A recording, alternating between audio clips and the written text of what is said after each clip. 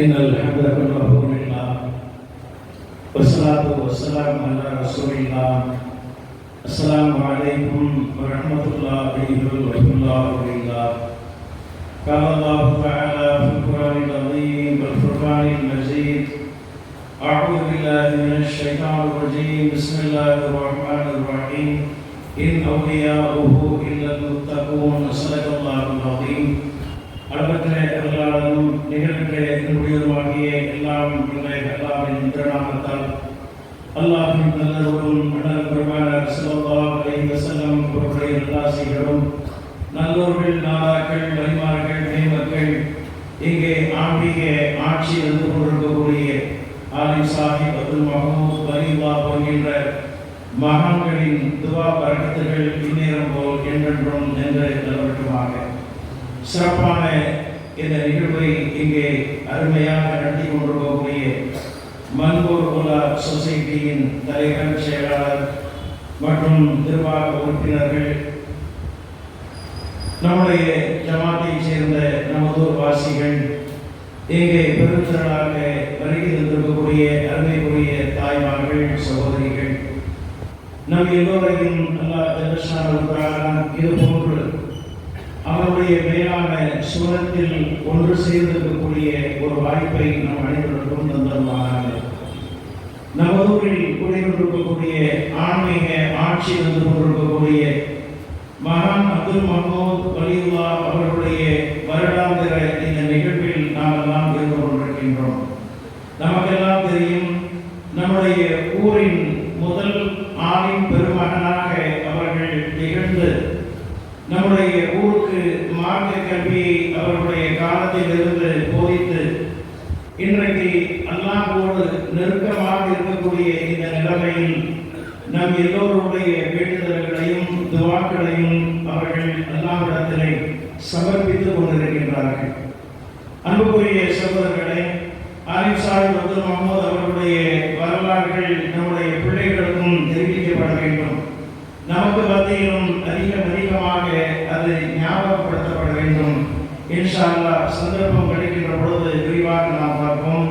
குறிப்பிட்ட நேரத்தில் நம்முடைய நிகழ்ச்சியை முடிக்க இருப்பதினால் இப்போது சிறப்பு பேச்சாளரை நான் அழைக்கின்றேன்.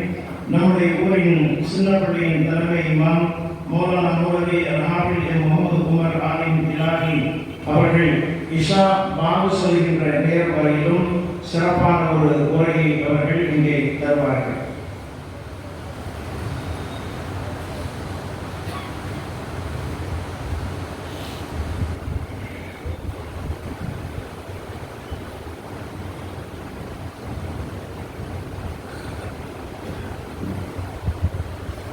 السلام عليكم ورحمة الله وبركاته. إن الحمد لله نحمده ونصلي على رسوله الكريم. أما بعد، قال الله تعالى في القرآن العظيم: أعوذ بالله من الشيطان الرجيم. بسم الله الرحمن الرحيم. يا أيها الذين آمنوا اتقوا الله حق تقاته اتقوا الله حق تقاته ولا تموتن إلا وأنتم مسلمون.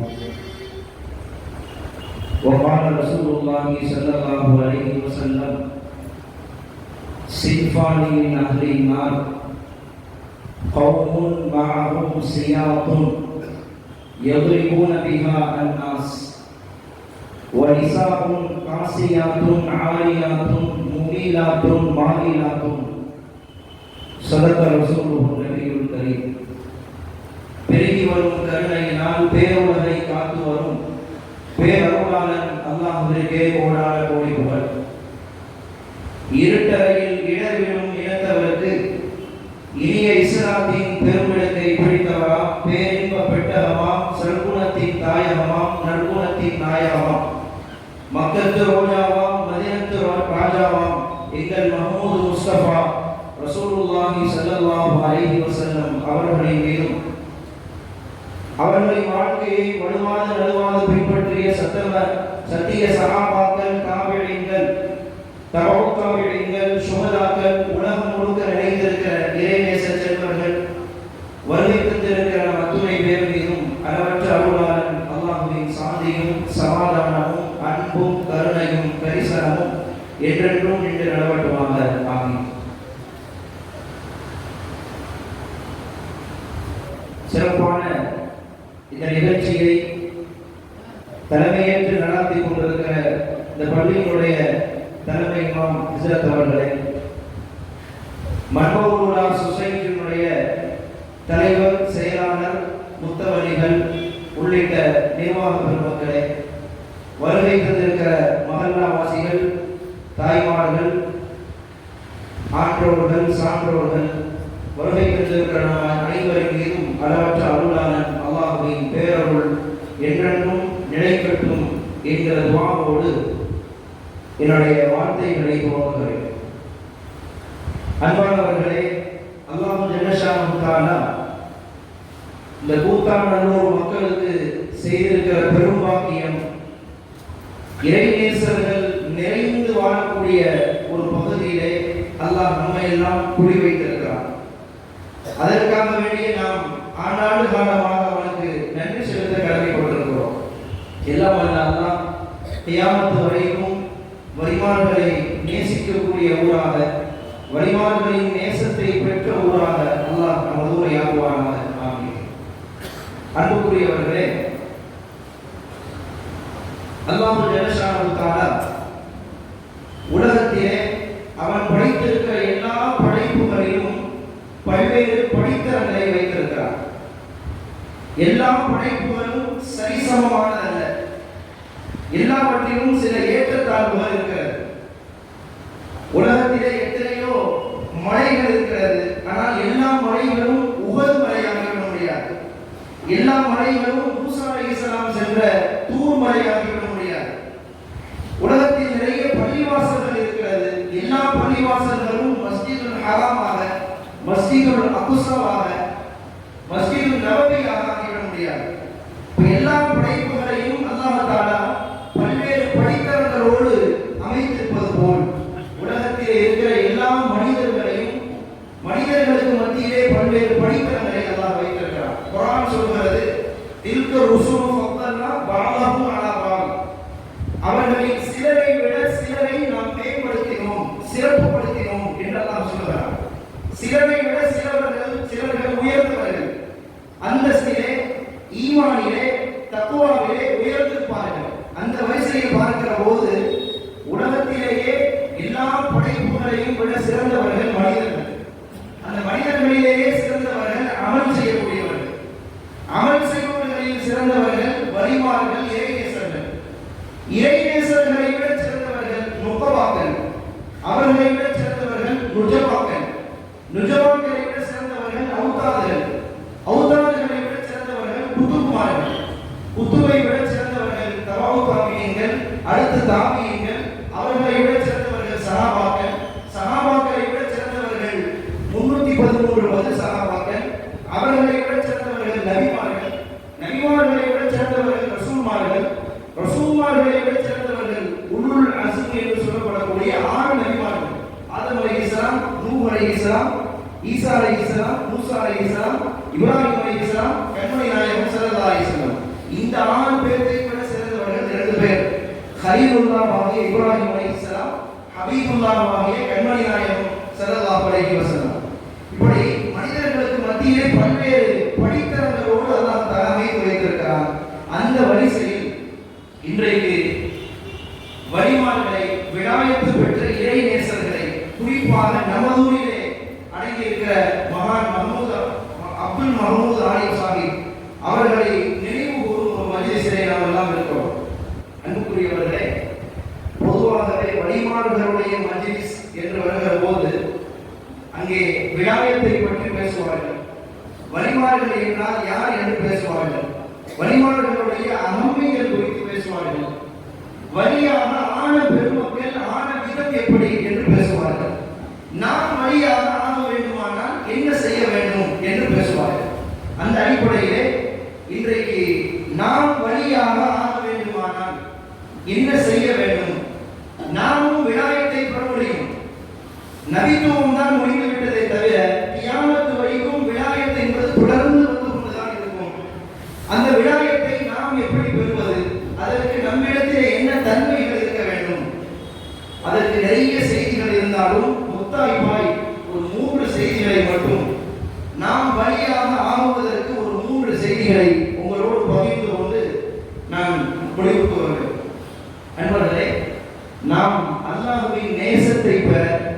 நாம் பலியாக ஆகுவதற்கு 3 விஷயங்கள்.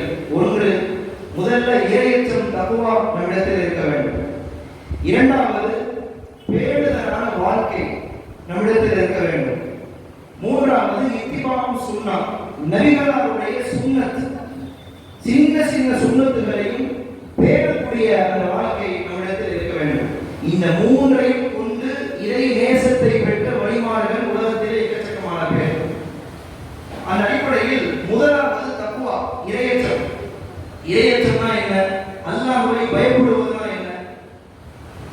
உலகத்திலே சில விஷ ஜந்துக்களை பார்த்து பயப்படுகிறோம், சில பொருட்களை பார்த்து உலகத்திலே நாம் பயப்படுகிறோம். பாம்பு வருகிறது, பாம்பு பார்த்து பயப்படுறோம். அந்த மாதிரி அல்லாஹ்வை பயப்படுவதற்கு பேர் தக்வாவா? இல்ல. கடலுக்கு போகிறோம், அலை பெருசாக வருகிறது, நம்மை மூழ்கடிக்கிற மாதிரி வருது, உடனே உள்ளத்தில் ஒரு திடுக்கம் ஏற்படுது. அந்த மாதிரி அல்லாஹ்வை பயப்படுவதற்கு பேர் தக்வாவா? கிடையாது. ஒரு நெருப்பு எரிகிறது, நெருப்பு படர்ந்து வருகிறது, உள்ளத்தில் பயம், அச்சம் ஏற்படுகிறது. இந்த மாதிரி பயப்படுவதற்கு பேர் தக்வா அல்ல, அல்லாஹ்வை பயப்படுவது அல்ல. பாம்பை பார்த்தோ, நெருப்பை பார்த்தோ, கடலை பார்த்தோ, விஷ ஜந்துக்களை பார்த்தோ நமக்கு ஏற்படுகிற பயம், இது மாதிரியான பயம் அல்லாஹ்வை பார்த்து பயப்பட வேண்டியது தக்வா அல்ல. தக்வா என்றால் மார்க்க அறிஞர்களை பல பேர் இப்படி எழுதுகிறார்கள், தக்வல்லாஹி ஃபி சிர்ரி வல் அலானியா. இறையச்சம் தக்வா என்றால் பொது நிலையிலேயும் மறைவான நிலையிலேயும், தனிமையில் இருக்கிற போதும், ஒரு 4 செவருக்கு மத்தியில் இருக்கிற போதும், 10 பேருக்கு மத்தியிலே கூட்டாக இருக்கிற போதும், அல்லாஹ் என்னை பார்க்கிறான் என்கிற உணர்வோடு இருப்பதற்கு பேர் தக்வா.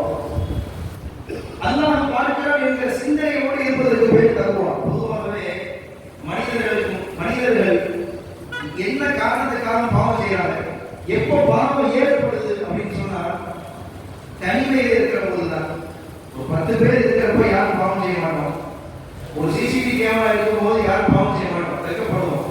ஆனா இன்னைக்கு அதுவும் தொலைக்காட்சி மூலியமா பிக் பாஸ் என்கிற பெயர்ல பண்ணாத அசிங்கத்தான் பண்றாங்க. கேட்டா பிக் பாஸ். அன்பர்களே, அப்ப 10 பேர் இருக்கிற போது, ஒரு சிசிடிவி கேமரா இருக்கிற போது எந்த தப்பும் செய்ய மாட்டோம். எப்போது பாவம் செய்வோம்? ஒரு 4 செவற்றுக்கு மத்தியில் இருக்கிற போது, ஒரு தனிமையான ஒரு சூழல் கிடைக்கிற போது, என்னை யாருமே பார்க்கவில்லை என்று உள்ளத்தில் நினைக்கிற போதுதான் மனிதன் பாவம் செய்ய முனைகிறான். அப்போ உள்ளத்திலே சதா நேரமும், யாருமே உலகத்தில் பார்க்கவில்லை என்றாலும் சரி, சதா நேரமும் படைத்த இறைவன் அல்லாஹ் என்னை பார்த்து கொண்டே இருக்கிறான் என்கிற உணர்வோடு வாழ்கிற போது யாருமே தப்பு செய்ய மாட்டோம். இது விலாயத்தை அடைவதற்கான முதல் வழி. எல்லா வழிமாறுகளிடத்திலேயும் இந்த தக்வா இருந்தது. காஜாநாயகம் முஹையுத்தீன் சிஷ்டி கத்தஸல்லாஹு சிர்ரஹுல் அஸீஸ் அவர்களுடைய வரலாற்றில் வருது, காஜாநாயகத்துடைய ஷேக் தன்னுடைய முரீத்மார்கள் எல்லாத்தையும் கூட்டார். அதுல காஜாநாயகம் இருக்கிறார். எல்லாத்தையும் கூப்பிட்டு ஆளுக்கு ஒரு கோழியை கையில கொடுத்து, இந்த கோழியை போய் யாருமே பார்க்காத இடத்துல போய் அறுத்துடுவாங்க அப்படின்னு ஷேக் சொல்றாரு. அதுல அந்த கூட்டத்துல காஜா முஹையுத்தீன் சிஷ்டி அவங்க இருக்காங்க, காஜா நாயகம் இருக்காங்க. கோழியை கொடுத்து யாருமே பார்க்காத போய் இடத்துல போய் அறுத்துடுவாங்க. எல்லாரும் போறாங்க. ஷேக் சொல்லிட்டாங்க, யாரும் பார்க்காத இடத்துக்கு போய் ரகசியமா போய் எல்லாரும் அறுத்துட்டு வந்தாங்க. காஜா நாயகம் போனாங்க, கோழியை வச்சுக்கிட்டு போனா யாருமே பார்க்காத இடத்தை தேடிக்கிட்டே போறாங்க. திரும்பி அப்படியே கொஞ்ச நேரத்தில் வந்துட்டாங்க அந்த முழு கோழியோட. இப்போ ஷேக் கேட்கிறாரு, எல்லாரும் கோழி அறுத்துட்டு வந்துட்டாங்க, நீங்க அறுக்கலையா அப்படின்னு கேட்கிறப்ப காஜா நாயகம் சொன்னாங்க, உலகத்திலே யாருமே பார்க்காத இடத்தில் போய் அறுத்து விட்டுவார் என்று சொன்னீர்கள். நான் யாருமே பார்க்காத இடத்தை தேடிக்கொண்டே போனேன். உலகத்திலே எந்த இடத்திலேயும் படைத்த ரப்புல் ஆலமீன் பார்வைப்படாத இடமே இல்லை. எல்லா இடங்களிலும் அவன் பார்த்துக் கொண்டிருக்கிறான். எனவே கோழியை அறுக்காமல் கொண்டு வந்து விட்டேன் என்று சொன்னார்கள். இதுதான் வழிமாறு. எந்த நேரத்திலேயும் இறைவன் என்னை பார்க்கிறான், நான் எப்படி அந்த குற்றத்தை செய்வது என்கிற சிந்தனையோடு வாழ்ந்தார்கள் இல்லையா? அந்த ஒரு உணர்வு, அந்த தக்குவா நம்மிடத்திலே வந்துவிட்டால் போதும், நாம் நிச்சயம் விலாயத்தை பெற முடியும். அல்லாஹ் பார்க்கிறான். எப்படி பார்க்கிறான்? நம்முடைய பார்வை அல்ல, அல்லாஹ்வுடைய பார்வை. அன்பர்களே, யூனுஸ் அலைஹிஸ்ஸலாம் அவர்கள் கடலுக்கு அடியில் இருக்கிற ஒரு மீன் வயிற்றினுடைய மீனுக்குள்ளே இருக்கிற வயிற்றுக்குள்ளே இருக்கிறார்கள் யூனுஸ் அலைஹிஸ்ஸலாம். கடல் என்பது ஒரு இருட்டு, அந்த கடலுக்கு அடி என்பது ஒரு இருட்டு, அதிலும் மீனுடைய வயிறு என்பது ஒரு இருட்டு. அந்த இருட்டுக்குள்ளே இருந்து கொண்டு யூனுஸ் அலைஹிஸ்ஸலாம் லா இலாஹ இல்லா அன்த சுப்ஹானக இன்னி குன்து மினல் ஸாலிமீன் என்ற அந்த திக்ரை அல்லாஹ் கேட்கிறார். அவர்கள் செய்த அந்த துஆவை அல்லாஹ் பார்க்கிறான். அல்லாஹ் எல்லா இடங்களையும் பார்ப்பான். நம்முடைய பார்வையை போன்று அல்லாஹ்வுடைய பார்வை கிடையாது. அல்லாஹ்வுடைய பார்வையை விட்டு உலகத்திலே எந்த இடமும் மிஸ் ஆகாது. அல்லாஹ் பார்க்கிறான் என்கிற உணர்வு வந்துவிட்டால் நாம் தப்பு செய்ய மாட்டோம். சஹாபிய ஆண்கள் பெண்கள் எல்லோருக்கும் இந்த தக்குவா இருந்தது, இந்த இறையச்சம் இருந்தது. பாருங்க, ஹதீஸ்ல வருது, எல்லாருக்கும் தெரியும், சுருக்கமாக சொல்றேன். பனு முஸ்தலக் அப்படின்னு ஒரு போர் வருது. அந்த போருக்கு சஹாபிகளும் பெருமானாரும் போறாங்க, ஆயிரக்கணக்கான பேர் போறாங்க. போகும்போது ஸல்லல்லாஹு அலைஹி வஸல்லம் தன்னுடைய மனைவி ஆயிஷா அம்மா அழைச்சிட்டு போறாங்க. போன இடத்துல போர் முடிஞ்சிருச்சு. எல்லா சஹாபிகளும் பெருமானாரும் திரும்ப வர்றாங்க. ஆனா ஆயிஷா அம்மா போற இடத்துல கழுத்துல அணிஞ்சிருந்த சின்ன மாலை, ஒரு செயின், அது தொடர்ந்து போகுது. ஆயிஷா ரலியல்லாஹு அப்படி தேடிட்டே இருக்கிறாங்க. தேடுற சமயத்துல இங்க போனவங்க சஹாபாக்கள் நபிகளார் அதை கவனிக்காம அப்படி விட்டுட்டு வந்துட்டாங்க. இவங்க மதீனாவுக்கு வந்துட்டாங்க. போருக்கு போன இடத்துல தன்னந்தனியான ஆயிஷா அம்மா, ஒரு சிறு வயசு பெண், தனியாக அந்த செயினை தேடிட்டு இருக்கிறாங்க. பொதுவாகவே அந்த காலத்துல ஒரு பழக்கம் இருந்துச்சு, எங்கேயாவது போருக்கு போயிட்டு வராங்கன்னு சொன்னா அந்த இடத்துல ஏதாவது பொருளை மிஸ் பண்ணிட்டாங்களா அப்படின்னு பார்ப்பதற்காக ஒரு சஹாபியை ஸல்லல்லாஹு அலைஹி வஸல்லம் நியமிப்பாங்க. அந்த போர்ல சஃப்வான் என்கிற ஒரு சஹாபியை ஸல்லல்லாஹு அலைஹி வஸல்லம் நியமித்திருந்தாங்க. நீங்க போய் பார்த்துட்டு வாங்க. சஃப்வான் அந்த இடத்துக்கு வர்றார். ஏதாவது பொருளை மிஸ் பண்ணியிருக்காங்களா, ஏதாவது விட்டுட்டு போயிருக்காங்களா பார்ப்பதற்காக வர்றார். வந்து அப்படியே பார்க்கும்போது அந்த இடத்துல மரத்துக்கு அடியில ஒரே ஒரு பெண்மணி மட்டும் தனியா உட்கார்ந்து இருக்க அந்த உருவத்தை பார்க்கிறார். சஃப்வான் ரலியல்லாஹு சொல்றாங்க, ஹிஜாபுடைய வசனம் இறங்குவதற்கு முன்னால், பெண்கள் ஹிஜாப் அணிய வேண்டும் என்கிற சட்டம் வருவதற்கு முன்னால் ரசூலுல்லாஹ்வுடைய மனைவி ஆயிஷா அம்மாவை நான் பார்த்திருக்கிறேன். அந்த அடையாளத்தை வைத்து அங்கே யார் உட்கார்ந்து இருப்பது என்பதை பார்த்தேன். ஆயிஷா அம்மா என்று தெரிய வந்தது. தனியா உட்கார்ந்து இருக்கிறார்களே. சஃப்வான் ரலியல்லாஹு போனாங்க. போய் எதுவுமே பேசல. இன்னா லில்லாஹி வ இன்னா இலைஹி ராஜிஊன், ஏதாவது இழப்பு ஏற்பட்டு விட்டால் சொல்லக்கூடிய வார்த்தை சொல்லிட்டு கொண்டு வந்த அந்த ஒட்டகத்தை அமர வைத்து ஆயிஷா ரலியல்லாஹு அதை ஏத்துறாங்க. அவங்க மேல உட்கார்ந்து இருக்கிறாங்க. சஃப்வான் ரலியல்லாஹு கீழே அந்த ஒட்டகத்தை புடிச்சிட்டு நடந்து மதீனாவுக்கு வந்துட்டாங்க. இப்படியே மதீனாவுக்கு வந்து சேர்ந்தாங்க. ஆனா இந்த நிகழ்வு மதீனாவுக்கு வந்த பிறகு ஒரு அந்நிய ஆணும் அந்நிய பெண்ணும் தனியாக வர்றதை பார்த்த முனாஃபிக்குகள் வேறுமானியாக பேச ஆரம்பித்தார்கள். ஆயிஷா அம்மாவுடைய ஒழுக்கத்திலே குறை பேசினார்கள். அல்லாஹ் தஆலா ஒரு 10 வசனங்களை இறக்கி வைத்தார். ஆயிஷா அம்மாவின் மீது எந்த தவறும் இல்லை, அவர்கள் பரிசுத்தமான பெண்மணி என்று 10 வசனங்களை இறக்கி வச்சு அல்லாஹ் நிரூபித்தார். சரி, இதெல்லாம் முடிஞ்சிருச்சு. எல்லாம் முடிஞ்சு ஆயிஷா அம்மா தூய்மையான பெண்மணி என்று நிரூபணம் ஆனதற்கு பின்னாடி ஆயிஷா அம்மா சொல்றாங்க, நான் தனி பெண்ணாக, ஒரு சிறு வயது பெண்ணாக அந்த இடத்திலே நான் இருக்கிற போது சஃப்வான் இடத்திலே வந்தா எதையுமே என்று பேசல. எப்படி குறைஞ்சு போச்சு, எப்படி நீங்க தனியா வந்தீங்க, எப்படி இந்த கூட்டத்தை விட்டு பிரிஞ்சீங்க என்று நான் தனியாக இருப்பதை பயன்படுத்தி எந்த வார்த்தையும் இடத்தில் அவர் பேசவில்லை. அவர் பேசியதெல்லாம் இன்னா லில்லாஹி வ இன்னா இலைஹி ராஜிஊன் சொல்லி என்னை மதீனாவுக்கு அழைத்து வந்து விட்டார்.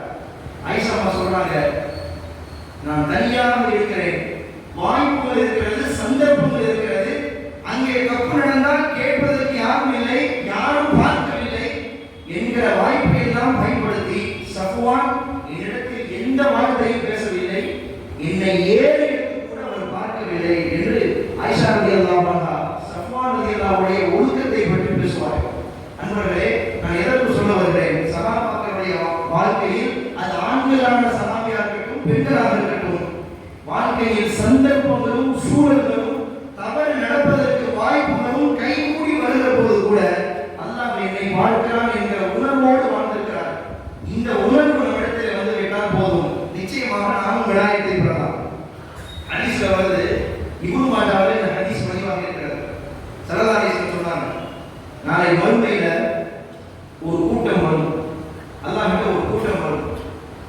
எப்படிப்பட்ட கூட்டம்னா, ஜபலே திஹாமா அப்படின்னு ஒரு மலை இருக்குது. ஒரு மலை அளவுக்கு உண்ட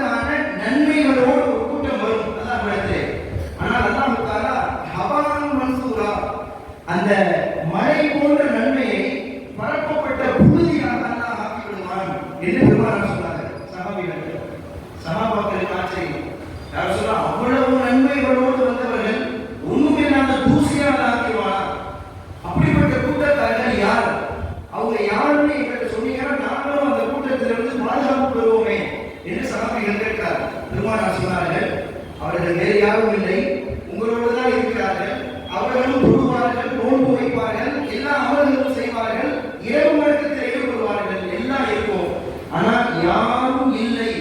ஒரு நாலு செவற்றுக்குள்ளே இருக்கிற போது யாரும் என்னை பார்க்கவில்லை என்கிற சூழல் வருகிற போது அல்லாஹ் தடை செய்த ஹராமை எல்லாம் செய்து முடித்து விடுவார்கள்.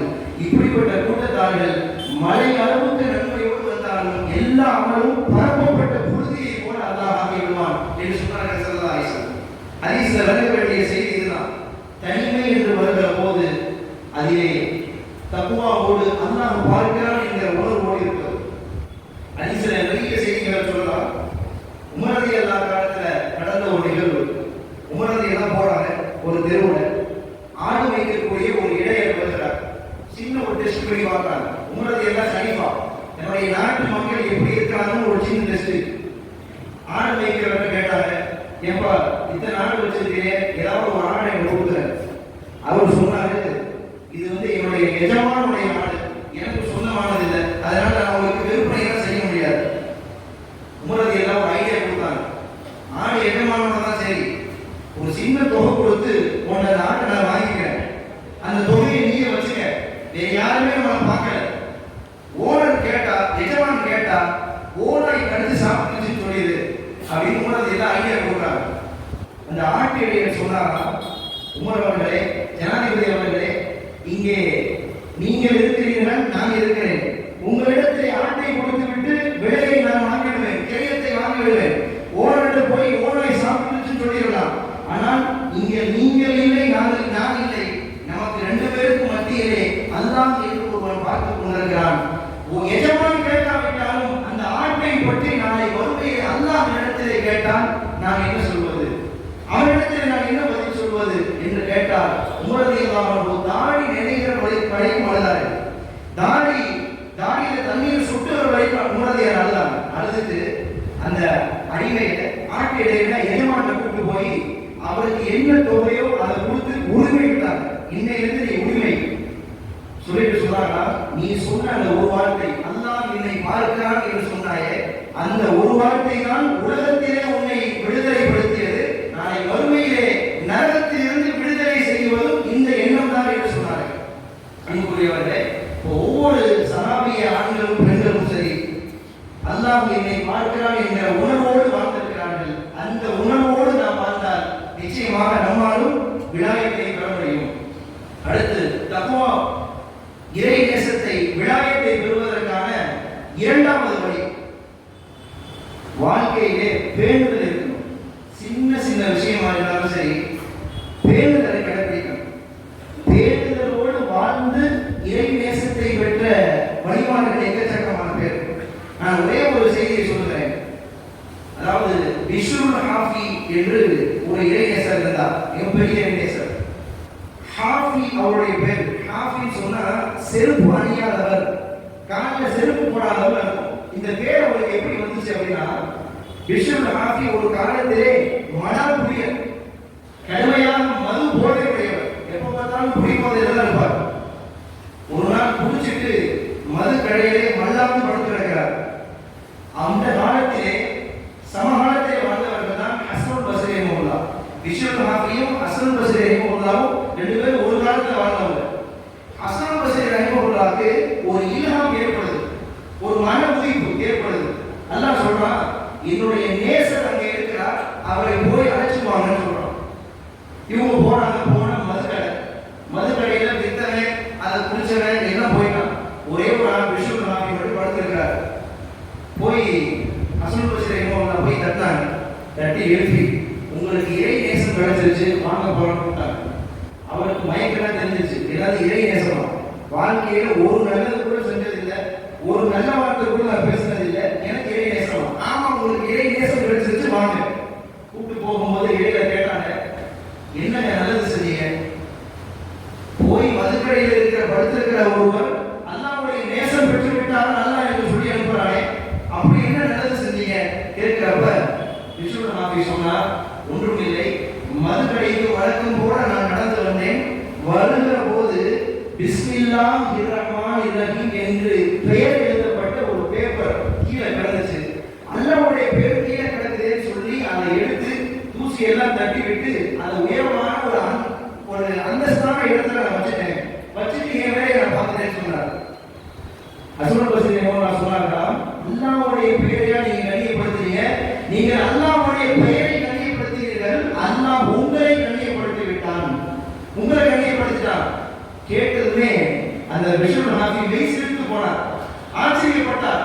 இதற்காகவா, இந்த ஒரு சின்ன செயலுக்காகவா அல்லாஹ் என்னை வைத்தான்? காலம் காலமாக குடித்துக் கொண்டிருக்கிறேனே, காலம் காலமாக பாவங்களை மூழ்கி இருக்கிறேனே, அல்லாஹ் இந்த ஒரு சின்ன செயலுக்காக என்னை மன்னிச்சிட்டானா? இனிமேல் பாவமே செய்ய மாட்டேன், செய்த பாவத்திற்கு எல்லாம் தௌபா செய்தார். அன்றிலிருந்து விநாயகருடைய பாதையில் போக ஆரம்பித்தார். மிகப்பெரிய ஒரு அந்தஸ்தை பெற்றார் பிஷுல் ஹாஃபி. வரலாற்றில் எழுதுவாங்க, ஜஅல லகுமுல் அர்த ஃபிராஷா, குர்ஆன்ல வருது, இந்த பூமியை அல்லாஹ் விரிப்பாக ஆக்கி வைத்திருக்கிறான் என்று வருது. பூமியை அல்லாஹ் விரிப்பாக வைத்திருக்கிறான். இந்த வசனம் அவருடைய கண்ணில் படுது. பிஷுல் ஹாஃபி நினைக்கிறார், அல்லாஹ்வுடைய பூமியில என்னுடைய காலடி படுவதா? அன்றைக்கே செருப்பை கழட்டி தூக்கி போட்டு விட்டார். மௌத்து வரைக்கும் செருப்பு போடாமல் இருந்தார் பிஷுல் ஹாஃபி.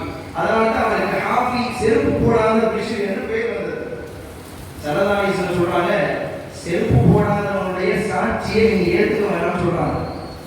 செருப்பு போடாதவனுடைய சாட்சியை ஏத்துக்க வேணாம் அப்படின்னா என்ன? செருப்பு போடாதவன் செருப்புலேயே கவனம் இல்லை, அவன் போய் ஒரு விஷயத்தை பார்த்து சாட்சி சொல்ல போறானா, அவனுடைய சாட்சியை ஏத்துக்காதீங்கன்னு சல்லல்லாஹு சொன்னாங்க. ஆனா இங்க வந்து இறை நேசத்தின் உச்சத்தை அடைந்து இது வேற ஆளுக்கு போயிட்டாங்க. வேற மண்பு என்று சொல்வார்கள் அரபியில், வேற ஆளுக்கு போயிட்டாங்க. செருப்பை தூக்கி எறிந்தார்கள். வரலாற்றில் எழுதுறாங்க, பிஷுல் ஹாஃபி ஒரு தெருவிலே நடந்து போனால் அந்த தெருவிலே அசுத்தங்கள் கிடக்கும். அல்லாஹ் அந்த தெருவுக்கு உத்தரவு போடுவான், என்னுடைய நேசர் வருகிறார், தெருவை பிளந்து அந்த அசுத்தங்களை உள்வாங்க என்று அல்லாஹ்வுடைய உத்தரவு. அவர் பிஷுல் ஹாஃபி நடந்து போகிற போது அவருடைய காலிலே அசுத்தங்கள் ஒட்டாமல் அல்லாஹ் பார்த்தார். நண்பர்களே, சொல்ல வருகிற செய்தி, பிஷுல் ஹாஃபி பெரிய அமலாம் செஞ்சாங்க. அவர் செய்தது ஒரு அல்லாஹ், ஒரு ரஹ்மான், ஒரு ரஹீம். கீழே கடந்த பேப்பரை தூக்கி மேல வச்சார். அல்லாஹ்வுடைய பேருக்கு கண்ணியம் கொடுத்தார். சின்ன வாழ்க்கையிலிருந்து ஒரு பேண்டுதல் அல்லாஹ் அவருடைய வாழ்க்கையை திருப்பி விட்டார். இறைநேச பாதையிலே அவர் போய்விட்டார். அன்புக்குரியவர்களே, இது மாதிரிதான் நம்முடைய வாழ்க்கையில சின்ன சின்ன விஷயங்களையும் பேண்டுதல் இருக்கணும். பேண்டுதல் அல்லாஹ்வுடைய சின்னங்களை பேரணும். நிறைய பேர் குர்ஆன் ஓதுறோம், குர்ஆன் ஓதுற எடுக்கிற போது அப்படி எடுத்து தொண்ணூறு வரக்கூடாது. குர்ஆன் மடியில வச்சு ஓதுகிற போது கொடையில வச்சு குர்ஆன் ஓதக்கூடாது. அடியில் ஒரு கை கொடுக்கணும். இதெல்லாம் ஒரு சின்ன சின்ன பேண்டுதல். நிறைய பேர் எல்லா கல்யாணத்துக்குமே சரி பத்திரிக்கை அடிக்கிறோம், கடை திறப்பு விழாவுக்கு பத்திரிக்கை அடிக்கிறோம், ஒரு வீடு குடி போறதுக்கு பத்திரிக்கை அடிக்கிறோம். பத்திரிகையில பிஸ்மில்லாஹ் என்று எழுதுகிறோம் வழக்கத்திற்காக. நல்லா யோசிங்க, எல்லா பத்திரிகைகளும் பிஸ்மில்லாஹ் போடுறோமே, அந்த பிஸ்மில்லாஹ் கல்யாணம் முடிகிற வரைக்கும் தான் அந்த பத்திரிகை அலமாரியில் இருக்கும். கல்யாணம் முடிஞ்சுட்டா அந்த பத்திரிகை கொடுத்துட்டுதான் யார் வீட்டில் வச்சுட்டு இருக்கா? அப்போ பிஸ்மில்லாஹ் போட்டவருக்கு இந்த பாவம் போய் சேருமா இல்லையா? சரி, பிஸ்மில்லாஹ் போட்ட பத்திரிகை வந்துருச்சு என்ன நினைத்து எத்தனை பேர் அதை எடுத்து பத்திரமாக வைக்கிறோம்? நண்பர்களே, இந்த மாதிரியான சின்ன சின்ன விஷயங்களில் வாழ்க்கையிலே பேணுதல் வேண்டும். இன்னைக்கு நவீன உலகத்தில் எல்லாரும் கையிலையும் செல்போன் இருக்குது. செல்போன்ல ரிங்டோன் வச்சிருப்பாரு, யாசின் சூரா வச்சிருப்பாரு, ஆயத்தில் குர்சி வச்சிருப்பாரு. நேரா வாட்டுக்கு போய் உட்கார்ந்தா கரெக்டா அடிக்கும். கால் வரும், யாசின் ஒரு குர்ஆனை மாட்டி எந்த இடத்துல ஓதுறது, அது அவர் உட்கார்ந்திருக்கிற நிலை எப்படி, அந்த நிலையில எந்த வசனம் போடப்படுது. நண்பர்களே, இது மாதிரியான விஷயங்கள் போனுடைய முகப்புல ஒரு அல்லாஹ்வுடைய போட்டோ வைக்கிறது அல்லது ஆயத்தில் குர்சியை முன்னாடி வைக்கிறது, அது வாட்டுக்கு போகும்போது போன் ஆனா இருக்குன்னு சொன்னா அது அப்படியே வெளியே தெரியும். எந்த இடத்துல போய் யாருடைய பெயர் வைக்கிறது, இது மாதிரியான விஷயங்களிலிருந்து பேணுதலாக இருக்க வேண்டும். சின்ன சின்ன பேணுதல் தான் நம்மை இறை நேசத்தின் உச்சத்திற்கு நம்மை கொண்டு செல்லும். பெண்கள் நிறைய வந்திருக்கிறார்கள். ஃபாத்திமா ரலியல்லாஹு பெண்கள் வாழ்ந்தால் ஃபாத்திமா அம்மாவை போன்று வாழ வேண்டும். அவர்களுடைய பேணுதலை சொன்னால் உள்ளம் மெய்சிலிர்த்து போகும். பாருங்கள், ஹதீஸ்ல வருது, ஃபாத்திமா ரலியல்லாஹு அன்ஹா அஸ்மா கிட்ட சொன்னாங்க ஒரு நாள், அஸ்மாவை எனக்கு ஒரு ஆசை. என்ன ஆசைனா, எல்லாரையும்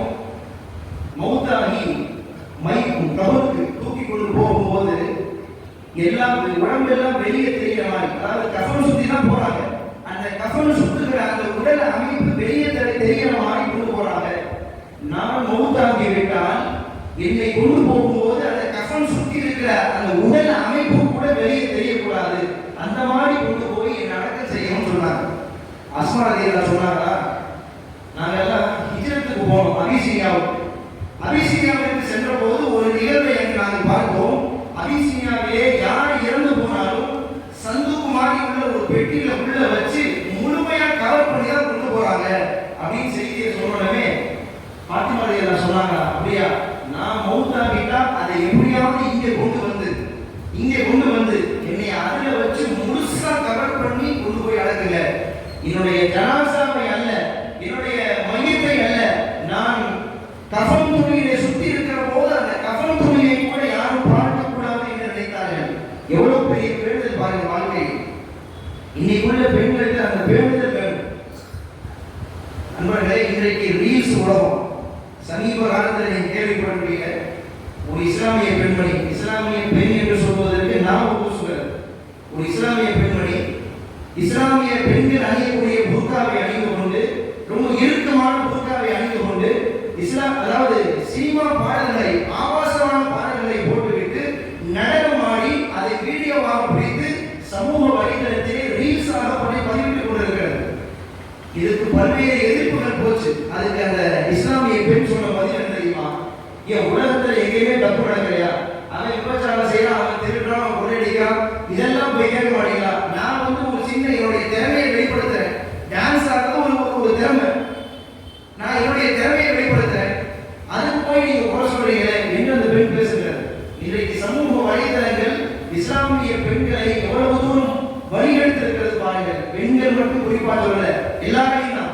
அன்பர்களே, ஹதீஸ்ல வருது, பெருமானார் சொன்னார்கள், சின்ஃபானி மின் அஹ்லின் நார், என்னுடைய உம்மத்திலே 2 கூட்டத்தினர்கள் நரகம் செல்வார்கள். என்னுடைய உம்மத்திலே 2 கூட்டம் நரகம் செல்வார்கள். ஒன்று கௌமுன் மஅஹும் சியாத்துன், என்னுடைய உம்மத்திலே இருக்கிற எஜமான்கள், நல்ல ஒரு அந்தஸ்திலே அதிகாரத்திலே இருப்பவர்கள், தனக்கு கீழே இருப்பவர்களை கஷ்டப்படுத்துவார்கள், காயப்படுத்துவார்கள், சொல்ல போனால் அடிப்பார்கள், அளவுக்கு மீறிய வேலைகளை கொடுப்பார்கள். இப்படிப்பட்ட கூட்டம் மறுமையிலே நரகம் செல்வார்கள் என்று பெருமானார் சொன்னார்கள். ஒன்று. இரண்டாவது கூட்டம் நிசாவும், சில பெண்கள். எப்படிப்பட்ட பெண்கள்? காசியாத்தும் ஆரியாத்தும், ஆடை அணிந்திருப்பார்கள் ஆனால் நிர்வாணமாக இருப்பார்கள், ஆடை அணிந்திருந்தும் ஆடை அணியாதவை போல இருப்பார்கள். அப்படிப்பட்ட பெண்கள் நரகவாசிகள் என்று சொன்னார்கள். ஆடை அணிச்சும் அணியாத மாதிரிதான் என்ன? உடுத்திருக்கிற ஆடை மெல்லிய ஆடையா இருக்கும், உடுத்தின ஆடை ரொம்ப இறுக்கமான ஆடையா இருக்கும், அல்லது அரையும் குறைவான ஆடையா இருக்கும். இந்த மாதிரி ஆடைகளை உடுத்திய பெண்கள் நரகவாசிகள் என நபிகள் நாயகம் சொல்கிறார்கள். நண்பர்களே, இன்னைக்கு உள்ள புர்காக்கள், ஃபேஷனான புர்காக்கள் வந்துருச்சு. இன்னைக்கு உள்ள உலகத்துல புர்கா எப்படி இருக்குன்னா தரமானி உரமா இருக்கு. புர்காவுடைய நோக்கமே என்ன தெரியுமா? புர்காவுடைய நோக்கமே பெண்களுடைய உடல் அமைப்பு வெளியே தெரியக்கூடாது. சொல்ல போனா ஒரே ஒரு முடி கூட வெளியே தெரியக்கூடாது. அதுதான் புர்கா ஹிஜாபுடைய நோக்கம். ஆனா இன்னைக்கு உள்ள புர்காக்கள் தரமானி உரம் மாதிரி இருக்குது.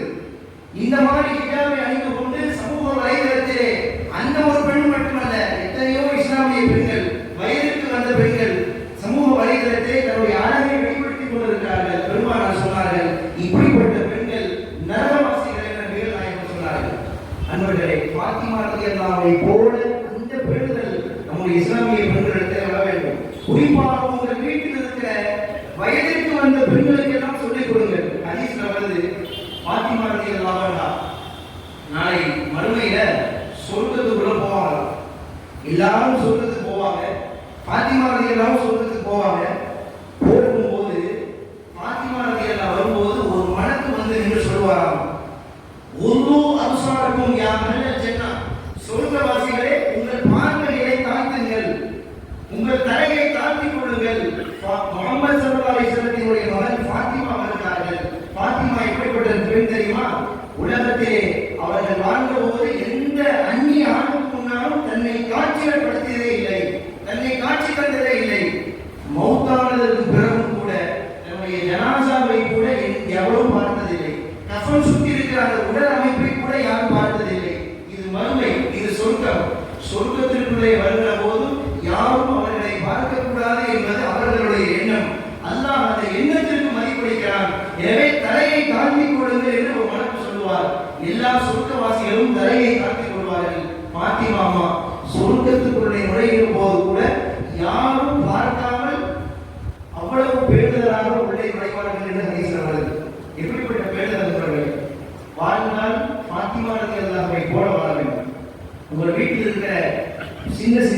பிள்ளைகளுக்கு சொல்லிக் கொடுங்கள்.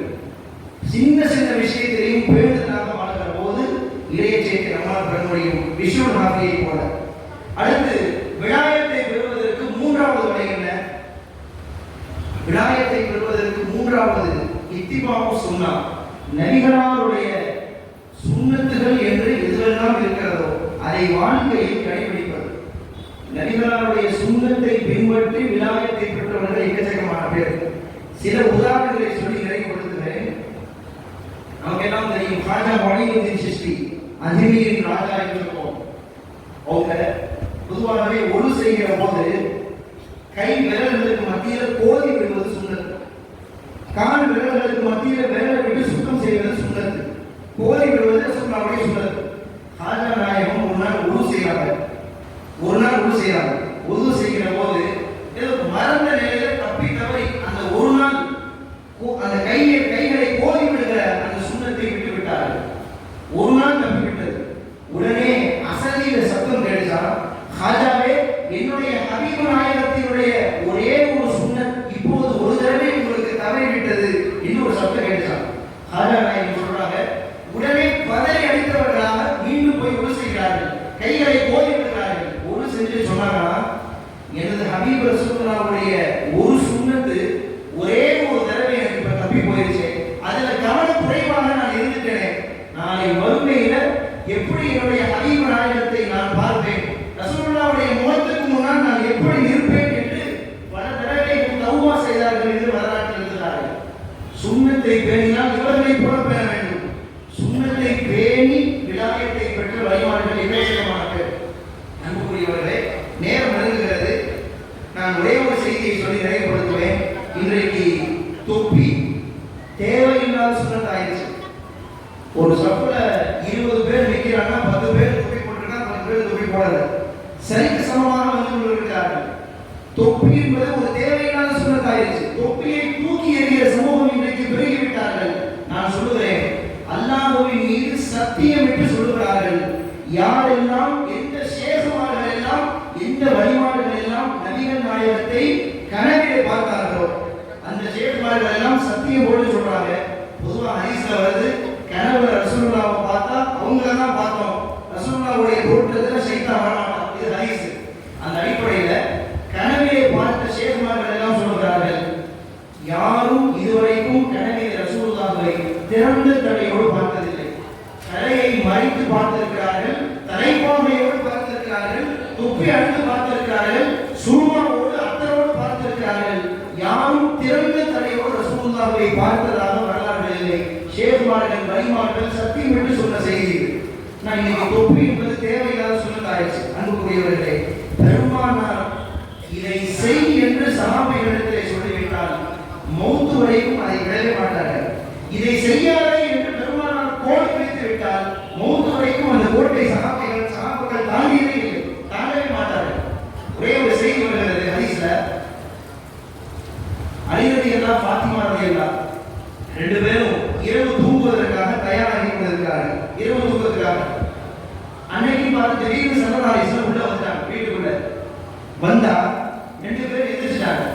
ஸல்லல்லாஹு அலைஹி வஸல்லம் சொன்னாங்க, ஆனா மக்கானிக்குமா, ரெண்டு பேரும் உங்க இடத்துல உட்காருங்க, ஒரு சின்ன செய்தியை சொல்லிட்டு போறான்னு வந்தேன்.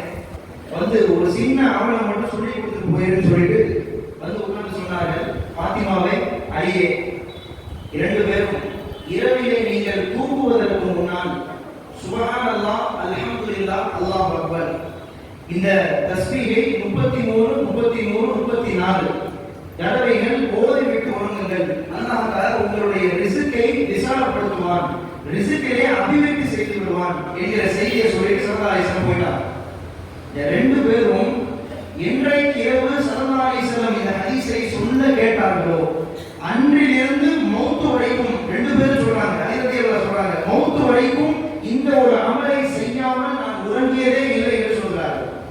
செய்யாமல் உறங்கியதே இல்லை. ரசூலுல்லாஹ்வுடைய சுன்னத்தை பேணுறதுனா இதுதான். மௌத்து வரைக்கும் அந்த சுன்னத்தை விடக்கூடாது. அலிரதியல்லாஹு கேட்கப்படுது, அலியே, சிஃபின் யுத்தம்னு வரலாற்றில் ஒரு யுத்தம் நடந்துச்சு. சிஃபின் கடுமையான ஒரு போர். அந்த போர் நடந்த இரவிலேயுமா நீங்கள் இந்த ரசூலுல்லாஹ்வுடைய சொல்லிக் கொடுத்த இந்த சுன்னத்தை நீங்கள் அமல் செய்தீர்கள் அப்படின்னு கேட்கப்படுது. அலிரதியல்லாஹு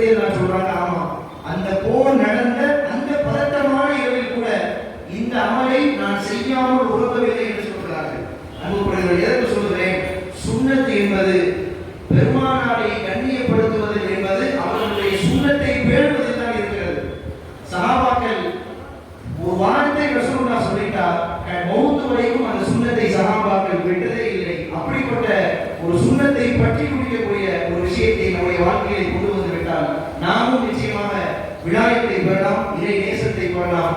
ஆக நான் உங்களுக்கு 3 விஷயங்களை சொல்லியிருக்கிறேன். விலாயத்தை பெற வேண்டும் என்றால், இறை நேசத்தை பெற வேண்டும் என்றால், நம்மிடத்திலே முதலில் இறையச்சம், அல்லாஹ் பார்க்கிறான் என்கிற உணர்வு இருக்க வேண்டும். இரண்டாவது, சின்ன சின்ன விஷயங்களில் பேணுதல் இருக்க வேண்டும். மூன்றாவது, சுன்னத்து, நபிகளாருடைய சுன்னத்தை வாழ்க்கையிலே முழுமையாக பின்பற்ற வேண்டும். இந்த மூன்றையும் அல்லாஹ் தஆலா வாழ்க்கையிலே பின்பற்றுவதற்கு அல்லாஹ் தௌஃபீக் செய்வானாக. ஆமீன். வாஹிரு தஅவானா அல்ஹம்துலில்லாஹி ரப்பில் ஆலமீன். அஸ்ஸலாமு அலைக்கும் வரஹ்மத்துல்லாஹி வபரகாத்துஹு.